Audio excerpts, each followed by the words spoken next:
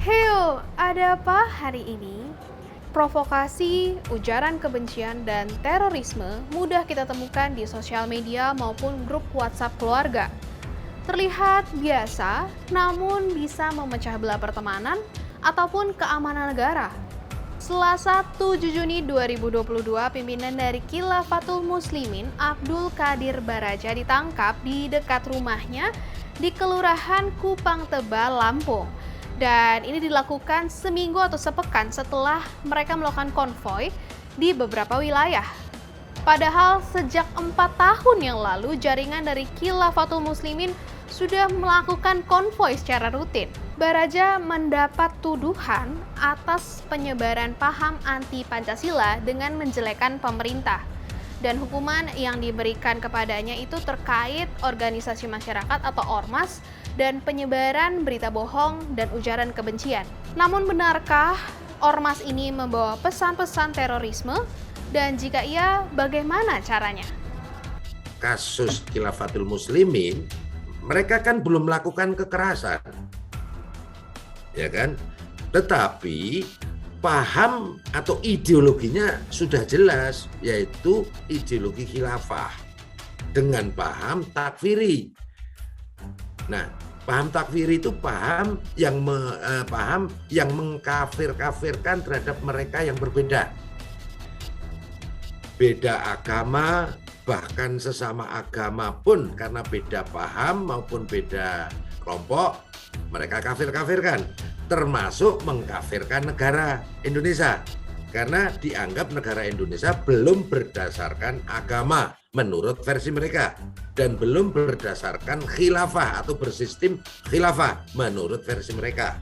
Polda Metro Jaya menangkap Baraja seusai salat subuh di Masjid Al-Khilafah di Jalan Wage Rudolf Supratman, Kota Bandar Lampung, seminggu setelah kegiatan konvoi anggota jamaah Khilafatul Muslimin di Jakarta dan berbagai daerah lainnya pada 29 Mei lalu.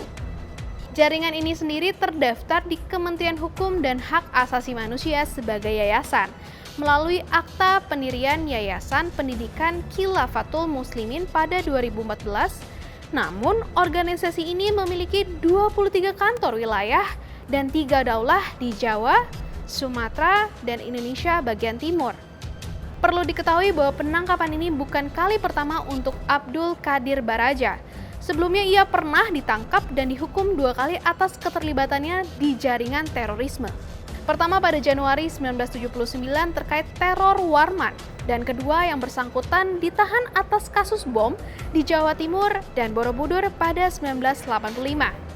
Kali ini ia terancam pasal 59 ayat 4 dan pasal 82A ayat 2 Undang-Undang Organisasi Kemasyarakatan serta pasal 14 ayat 1 dan 2 juga pasal 15 Peraturan Hukum Pidana. Dan ia terancam penjara seumur hidup. Sebenarnya bagaimana cara menyusupkan ideologi anti-Pancasila ini? Dengan cara apa? Dengan cara memanipulasi, mendistorsi, dan mempolitisasi agama. Nah, dalam hal ini Khilafatul Muslimin jelas dengan namanya aja Khilafatul Muslimin, berarti khilafahnya kaum muslim, ya kan?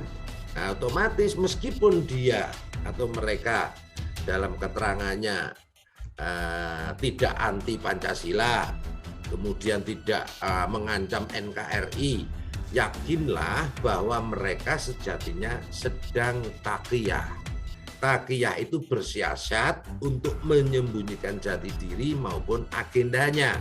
Nah, dan karena mereka takfiri pahamnya, maka menghalalkan segala cara atas nama agama, termasuk berbohong, bahkan menipu, merampok, membunuh dengan casing agama, dengan casing perjuangan jihad membela agama. Penangkapan Baraja dinilai tergesa-gesa dan menuai polemik dari para pengamat terorisme.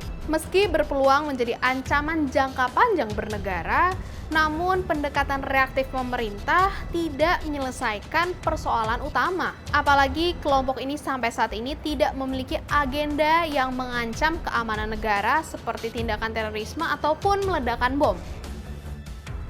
Secara teori, khilafah adalah sebuah kekuasaan negara yang bisa direbut dengan kudeta.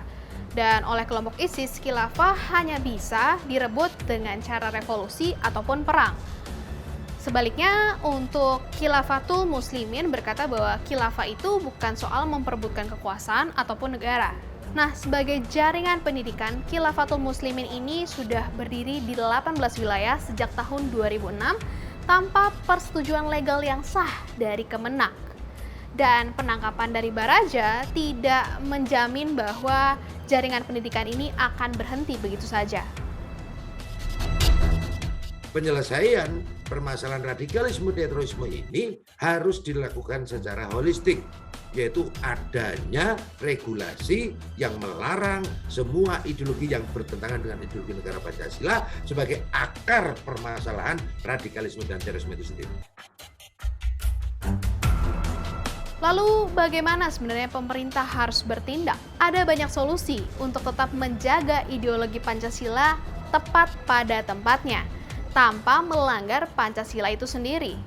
Hati-hati dalam bersikap, tapi juga jangan salah tangkap. Taruh pendapatmu di kolom komentar di bawah ini jika ada masukan ataupun solusi-solusi untuk menjaga ideologi Pancasila. Dan jangan lupa saksikan Ada Apa Hari Ini setiap hari Selasa sampai Jumat hanya di tempo.co.